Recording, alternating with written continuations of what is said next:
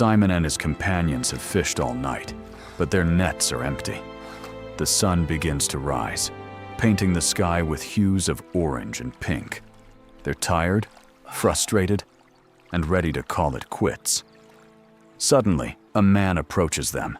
Come, He's not a follow fisherman, me. but he has a I will send you out request. to fish for people. He asks them to cast their nets once more. What happens next? Will they obey, or will they dismiss this stranger? As the fishermen exchange weary glances, the stranger's eyes hold a strange intensity. He's not like the others who frequent the shore, haggling for fish or offering prayers for a good catch. This man carries an air of authority, yet his clothes are simple, his demeanor humble. Simon, the eldest among them, steps forward, his voice gruff from the night's exertion. "We've tried all night, friend. The fish aren't biting." The stranger smiles, a soft, knowing smile that seems to hold a secret. "Trust me," he says, "just once more. Cast your nets on the right side of the boat." Intrigued and a bit amused, Simon nods, signaling his companions to follow suit. They heave the nets overboard, their muscles protesting after a night of futile labor. As they pull the nets back in, the weight is immediate, the rope straining under the sudden burden. The men look at each other, disbelief and excitement warring in their eyes. They've never seen such a catch, not in all their years on the water. The stranger watches, his smile widening as the fishermen struggle to contain their laughter and joy. In that moment, something shifts in the air, a sense of wonder and possibility that they haven't felt in a long time. They stare at the teeming nets, hearts pounding. This is more than they've seen in months, but the stranger's command echoes in their minds. They know the risks. The nets could tear, the boat could capsize. Yet, there's a spark in their eyes, a glimmer of hope. They've been here before, empty-handed, disappointed. But this time, something feels different. They've obeyed, and now, they're reaping the rewards. But what does this mean?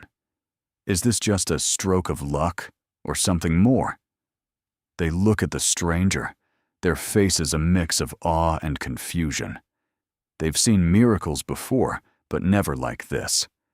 Never so personal, so profound.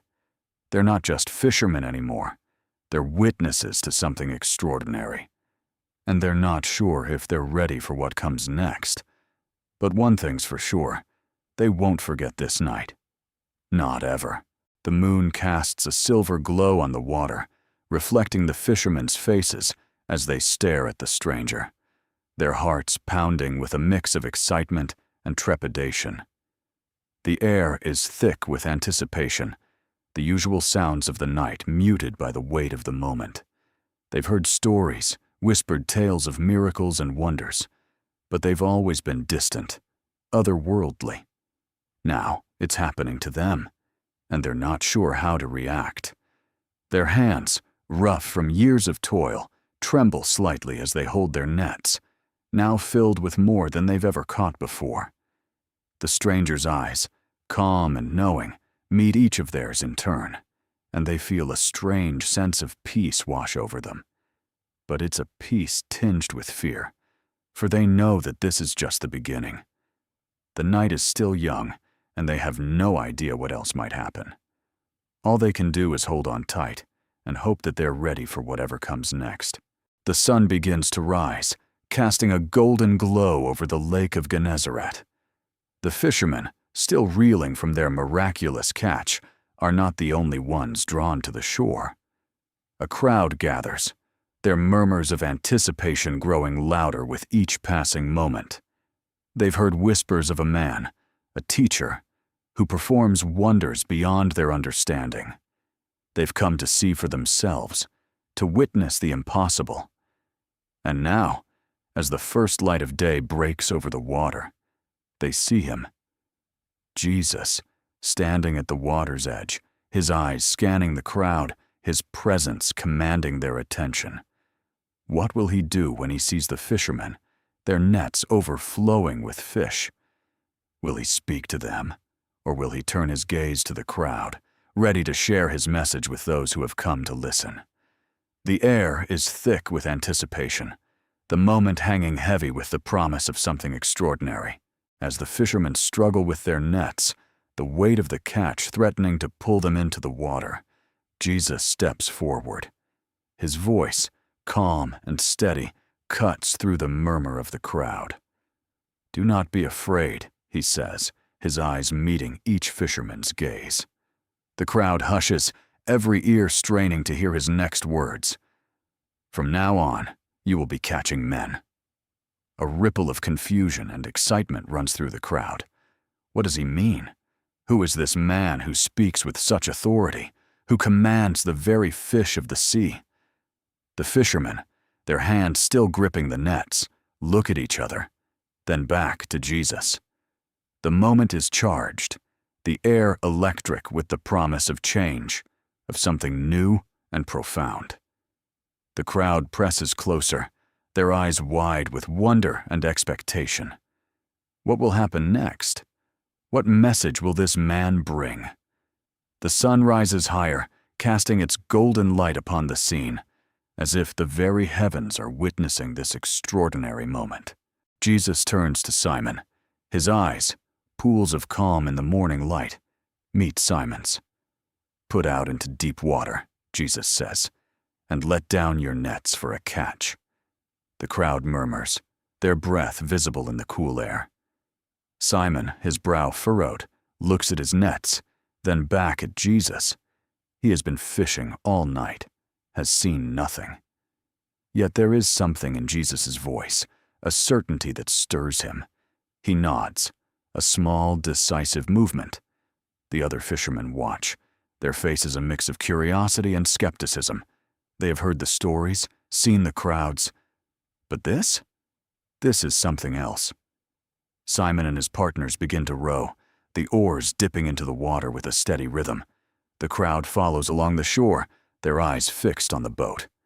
The sun climbs higher, its warmth spreading across the water. What will happen next? Will Simon find fish, or will this be just another empty morning? The tension builds, the anticipation palpable. The boat reaches the deep water. The nets are cast. The crowd holds its breath, waiting, watching. What will Jesus do next? What power does he hold? The net begins to sink, the water swallowing it whole. The fishermen lean over the side, their hands ready. The crowd leans in, their hearts pounding. What will they see? What will Jesus reveal? The net is pulled taut, the rope straining. The fishermen look at each other, their eyes wide. The crowd gasps, their hands covering their mouths. The net is full, overflowing with fish. The boat begins to sink, the weight too much. Simon falls to his knees, his face pale. "Go away from me, Lord," he cries. "I am a sinful man." The crowd is silent, their eyes on Jesus. What will he say? What will he do? Jesus reaches out, his hand steady. "Don't be afraid," he says, his voice gentle. "From now on, you will fish for people." The crowd watches, their hearts filled with wonder and awe. What does this mean? What will happen next? The sun shines down, its light casting a golden glow over the scene. The moment is charged, the air electric with the promise of change, of something new and profound. The crowd presses closer, their eyes wide with wonder and expectation. What will happen next? What message will this man bring? The sun rises higher, casting its golden light upon the scene, as if the very heavens are witnessing this extraordinary moment. Jesus turns to Simon, his eyes filled with a profound and gentle light. "Simon," he says, "from this day forward, you will be called Cephas, which means rock. You will be the foundation upon which I will build my church." The crowd murmurs, their whispers echoing the surprise and curiosity that dance in their eyes. They have never seen anything like this before, a man who speaks with such authority and compassion, who seems to see into the very hearts of those around him. Simon looks at Jesus, his expression a mix of awe and confusion. He is a simple fisherman, not a scholar or a leader. How can he be the rock upon which a church will be built? Yet, there is something in Jesus' voice, something in his eyes, that fills Simon with a strange and powerful conviction. He nods, a small smile playing at the corners of his mouth, and Jesus smiles back, a smile that seems to hold the promise of a new beginning. The crowd watches, their hearts pounding with anticipation. They can feel it, the shift in the air, the sense that something monumental is about to happen. They have heard the stories, the whispers of a Messiah, a Savior who will come to free them from their oppression. Could this be him? Could this man, with his gentle voice and piercing eyes, be the one they have been waiting for?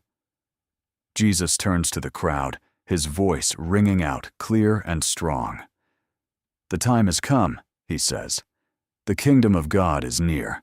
Repent and believe the good news." The crowd listens, their hearts filled with a mix of fear and hope. They know that repentance means change, means turning away from their old ways and embracing something new. But they also know that the good news, the gospel, means hope, means a future filled with promise and possibility. As Jesus speaks, the crowd begins to understand. They begin to see that this man, this teacher, is not just a prophet or a miracle worker. He is something more, something greater. He is the one they have been waiting for, the one who will bring them hope and redemption. And as they listen, as they watch, they know that their lives will never be the same. They know that they are witnessing the beginning of something extraordinary, something that will change the world forever. Jesus turns to Simon. He asks him to put out into deep water. Simon hesitates. He's a fisherman. He knows the sea. He knows the risks. But there's something in Jesus' eyes, something that makes him want to obey. Will Simon take the leap of faith? Will he put out into the deep, trusting that Jesus knows what he's doing? The crowd watches, their breath held, as Simon makes his decision. Will he obey, or will he stay safe on the shore? Simon looks at Jesus, then at the sea, then back at Jesus. He takes a deep breath, and with a nod he says, "All right, I'll do it." The crowd lets out a collective sigh, a mix of relief and anticipation. Simon and his companions, Andrew, James, and John, push the boats into the water. The waves lap against the sides, and the sun glints off the surface, casting a shimmering path towards the horizon.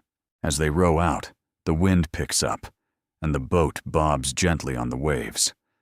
Simon's hands grip the oars tightly, his knuckles white. He's not just putting out into deep water, he's putting his trust in Jesus. The other fishermen exchange glances, their faces a mix of determination and apprehension. They've been fishing all night, but they've caught nothing. Now, they're following a carpenter's instruction to go deeper, to try again. The boat reaches the spot Jesus indicated, and Simon looks back at the shore. The crowd is still there, watching, waiting. He turns to Jesus, who stands calmly, his eyes fixed on the water. Simon takes a deep breath and begins to lower his nets. The other fishermen follow suit, their movements synchronized, a dance they've done 1,000 times before. The nets hit the water with a splash, and Simon starts to pull. At first, there's nothing, just the resistance of the water. Then, suddenly, there's a tug, a pull that's stronger than anything he's ever felt. He looks at Jesus, then back at the water, his eyes wide with surprise and disbelief. The other fishermen feel it too, the unmistakable sensation of something big, something powerful, caught in their nets. Simon's heart pounds in his chest as he pulls with all his might. The net comes up, heavy and straining, and as it breaks the surface, the crowd on the shore gasps. The net is full, overflowing with fish, more than they've ever caught in a single haul. Simon looks at Jesus, then at the fish, then back at Jesus. He falls to his knees, his voice barely a whisper. "Go away from me, Lord. I am a sinful man." The crowd watches in awe, their breath held, as Simon's life is forever changed by a simple command to put out into deep water. Simon's response is immediate, visceral. He drops the net, turns to Jesus, his eyes wide with a mix of fear and awe. "Master," he says, his voice trembling, "we've worked hard all night and haven't caught anything. But because you say so, I will let down the nets." He signals to his partners, and they begin to lower the nets into the deep water. The crowd on the shore watches, their curiosity piqued. What will happen when they let down the nets? Will they catch anything at all? Or will this be just another fruitless night on the water? The tension builds as the nets sink deeper, the anticipation palpable. What secrets lie hidden in the depths of the lake? And what will this encounter with Jesus reveal about the power of obedience and the transformative nature of faith? The nets cut through the water, their descent slow and deliberate. The fishermen, despite their weariness, work in sync, their muscles remembering the rhythm of this task. The crowd on the shore leans in, their breaths held, eyes fixed on the scene unfolding before them. The lake, under the moonlight, is a canvas of silver and black, its surface barely disturbed by the gentle lapping of waves against the shore. Simon, the boat's captain, stands at the stern, his gaze fixed on the water. He's seen many nights like this, the lake's surface a mirror reflecting the sky's emptiness. But tonight is different. Tonight, there's a man on the shore, his voice echoing over the water, his words stirring something within Simon, a command, a promise, a challenge. Simon isn't sure what to call it, but he knows he can't ignore it. The nets reach the bottom, their weight pulling against the fishermen's hands. They begin to drag them along the lake floor, their movements slow and steady. The crowd on the shore watches, their anticipation growing. What will they find in the depths of the lake? Will it be the same old story, or will tonight be different? Simon feels a tug on the net, a slight resistance. He looks at his partners, their faces tense with effort. They feel it too. The net is heavy, heavier than it should be. They pull harder, their muscles straining against the weight. The crowd on the shore leans in, their breaths held, their eyes wide with anticipation. Suddenly, the net breaks the surface, its mouth gaping open, revealing a shimmering mass of fish. The crowd gasps, their eyes wide with disbelief. The fishermen stare, their jaws dropped, their hands still gripping the net. They've never seen anything like this. The net is full to bursting, the fish wriggling and glistening in the moonlight. Simon looks at Jesus, his eyes filled with wonder and awe. He knows now, he understands. This is no ordinary man on the shore. This is someone special, someone powerful. And Simon, in his obedience, has witnessed a miracle that will change his life forever. They let down the nets one time. The nets fill so much they begin to break. The fishermen scramble, their hands gripping the ropes, trying to control the sudden weight. The crowd watches, their breaths held, their hearts pounding. The nets strain, the fish pushing against the fabric, desperate to escape. The fishermen struggle, their muscles tensing, their faces flushed. They've never seen anything like this. They've fished these waters for years, but never have they witnessed such abundance. The nets groan, the ropes creaking under the pressure. The fishermen work together, their bodies moving in sync, their eyes locked on the nets. They know they must act quickly, or the nets will tear, and the fish will be lost. The crowd watches, their eyes wide, their mouths open. They've never seen anything like this. They've heard stories of miracles, but they've never witnessed one firsthand. The fishermen struggle, their bodies aching, their breaths ragged, but they don't give up. They can't. Not now. Not when they're so close. The nets hold, the fish contained. The fishermen breathe a sigh of relief, their bodies relaxing, their eyes shining with triumph. They've done it. They've caught the biggest haul of their lives. But they know it's not just luck. They know it's something more. Something miraculous. Something divine. And they can't wait to see what happens next. As the sun begins to set, casting a warm, golden glow over the water, the fishermen gather around the massive catch. The fish, glistening and shimmering, seem to defy the laws of nature, their sheer quantity a testament to the extraordinary event that has unfolded. The air is filled with a sense of awe and wonder, as if the very atmosphere has been charged with a divine energy. The fishermen, their hands calloused and rough from years of labor, gently touch the scales of the fish, as if seeking to understand the miracle that has befallen them. They exchange glances, their eyes reflecting the same mixture of disbelief and gratitude. They know that this is not just a lucky catch, but a sign, a message from a higher power. Word spreads quickly among the fishing community. People flock to the shore, their faces filled with curiosity and excitement. They marvel at the sight before them, whispering among themselves, trying to make sense of the extraordinary event. The fishermen, now surrounded by their peers, share their story, their voices filled with a newfound faith and hope. As the night falls, the fishermen gather around a fire, the flames casting dancing shadows on their faces. They share stories of old, of miracles and wonders, of faith and belief. The air is filled with a sense of unity, of community, of shared purpose.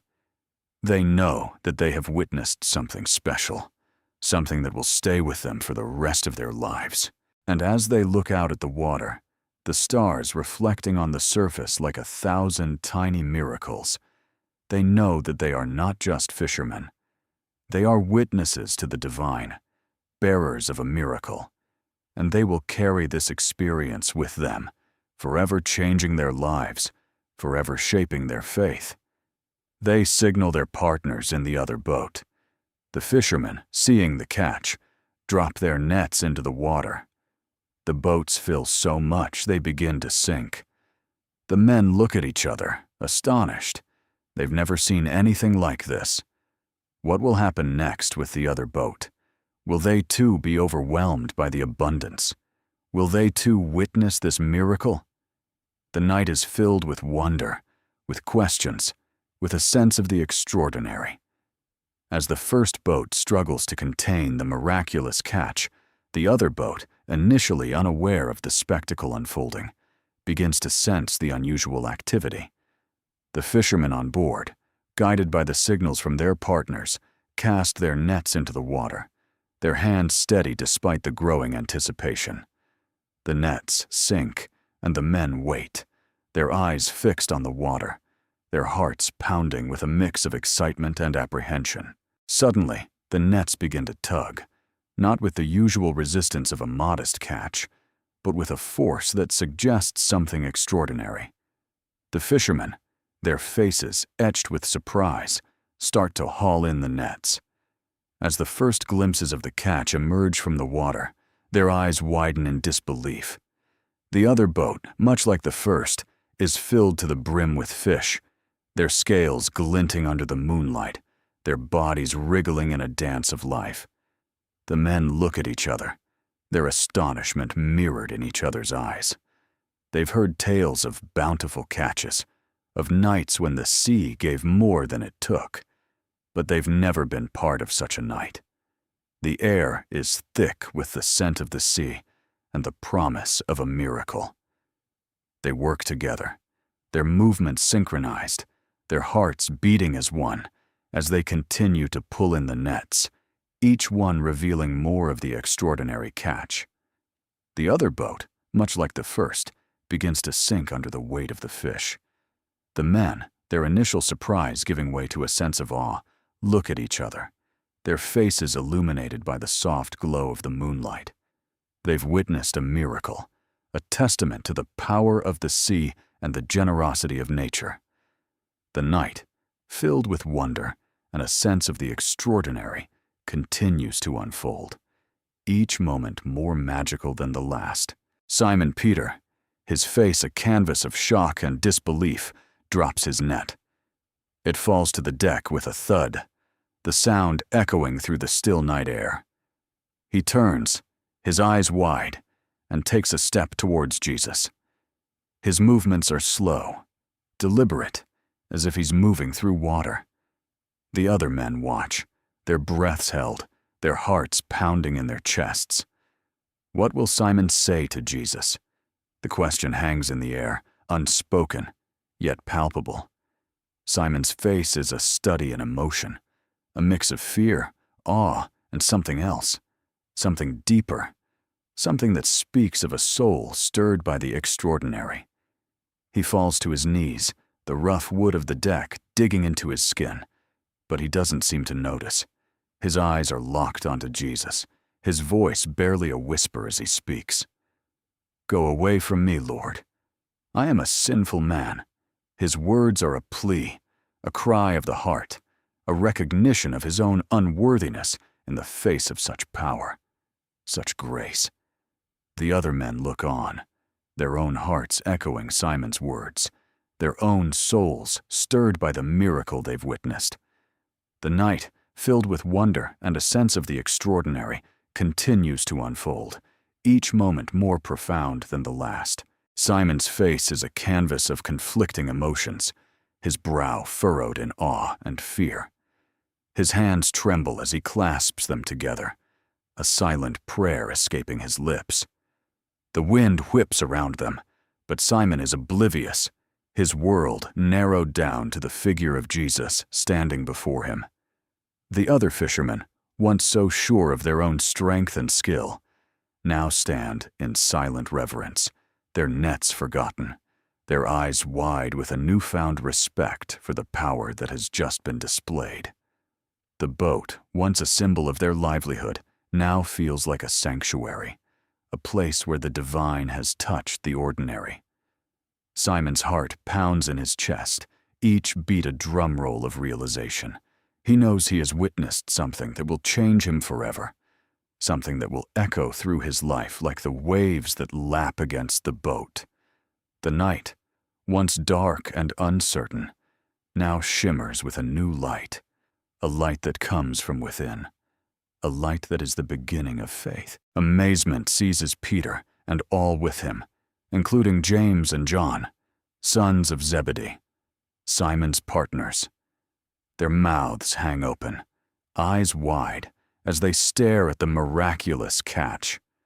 The boat groans under the weight of the fish, a testament to the power they've just witnessed. The other fishermen, seeing the spectacle, rush to their aid, their faces a mix of awe and disbelief. How will they react to this display of divine power? Will they too be transformed by the night's events? The air is thick with anticipation, the night alive with the promise of something more. The light within Simon grows brighter, a beacon of faith in the darkness. The fishermen, their hands calloused from years of toil, now tremble with a newfound awe. They had seen the sea in all its moods, from calm to storm, but never had they witnessed such a spectacle. The water, usually their adversary, had become an ally, yielding its bounty at the command of a stranger. The other fishermen, their boats bobbing nearby, could not help but be drawn to the scene. They left their own nets, their own catches, to gather around Simon's boat, their faces etched with wonder. Some crossed themselves, Others whispered prayers. All were silent witnesses to a miracle. The night, once dark and foreboding, now seemed to hold a promise, a hope that had been missing. The light within Simon, once a small flicker, now burned like a torch, illuminating not just his face, but the faces of all who looked upon him. The night was no longer just a time for fishing, but a time for revelation. The fishermen, their hearts pounding with a new rhythm, knew that they had been part of something extraordinary. They had seen the power of faith, the promise of something more, and in that moment, under the starlit sky, they too were transformed, their lives forever changed by the night's events. The night, once a canvas of darkness, now shimmered with the glow of their newfound faith. Jesus, standing at the water's edge, his eyes reflecting the starlight, turned to the fishermen. His voice, steady and sure, cut through the silence. "Do not be afraid," he said, his words a balm to their anxious hearts. "From now on, you will catch men." The fishermen, their breaths caught in their throats, exchanged glances. What did he mean? They had spent their lives casting nets into the sea, not into the hearts of men. Yet there was something in his voice, a certainty that resonated within them. They had witnessed his power, seen the impossible become possible, and now he was calling them to something new, something greater. Their hearts pounded with a mix of fear and excitement. What would this new journey hold? What would it mean to catch men, to draw them from the depths of their own darkness into the light of faith? They stood there, on the shore, their nets still damp from the sea, their hearts damp with the dew of a new beginning. The night, once a time for fishing, was now a time for a new kind of harvest, a harvest of souls. And they, the fishermen, were to be the reapers. As the first light of dawn began to paint the sky, Jesus turned to them, his eyes filled with a warmth that seemed to ignite their very souls. "Follow me," he said, his voice steady and sure, "and I will make you fishers of men." Simon Peter, Andrew, James, and John exchanged glances, a silent conversation passing between them. They knew that this was no ordinary invitation. It was a call to adventure, a call to purpose. They left their nets, their boats, their very lives behind, and followed him. The shore, once their domain, now seemed distant, a symbol of the life they were leaving behind. They walked with Jesus, their hearts filled with a newfound courage, ready to face whatever lay ahead. The path was uncertain, the future unknown, but they knew one thing for sure. They were no longer just fishermen. They were disciples, followers of the one who had called them from the depths of the sea to the heights of faith. And as they walked, the world around them seemed to change, the ordinary becoming extraordinary, the mundane becoming miraculous. For they were no longer just men. They were men on a mission, men with a purpose, men who would change the world. They bring the boats to land, leaving behind the familiar, the secure. They leave their nets, their livelihood, their past. They turn their backs on the sea, on the life they knew. They follow Jesus, their hearts pounding with a new rhythm, a new purpose. They follow him, not knowing where he leads, but trusting in the one who called them. They follow him, their steps echoing with the promise of a new beginning, a new life. They follow him, their eyes fixed on the horizon, their hearts filled with hope. They follow him, their future uncertain, but their faith unshakable. They follow him, their journey just beginning, their story yet to be written. What will they encounter next? What adventures await them? What challenges will they face? What will they learn about themselves, about Jesus, about the world? They follow him, their hearts open, their minds curious, their spirits ready. They follow him, their lives forever changed, their destinies forever intertwined with his. They follow him, their story unfolding, their legacy beginning. They follow him, their journey just beginning, their story yet to be written. As they leave behind the familiar shores, the fisherman's eyes reflect the vast expanse of the unknown. The sun, a golden orb, dips lower in the sky, casting long shadows that dance on the water. The rhythm of the waves against their boat becomes the metronome of their new life, a steady beat that echoes the rhythm of their hearts. Simon Peter, his hand still calloused from years of hauling nets, looks at Jesus, his eyes filled with a mix of excitement and trepidation. "Where are we going, Rabbi?" he asks, his voice steady despite the whirlwind of emotions within him. Jesus smiles, his eyes reflecting the same vast expanse they are about to traverse. "To the ends of the earth, Simon," he replies, his voice a gentle whisper carried by the wind. "To the hearts of men, to the places where hope is dim and love is scarce. We will bring light, Simon. We will bring life." Andrew, standing beside his brother, feels a surge of determination.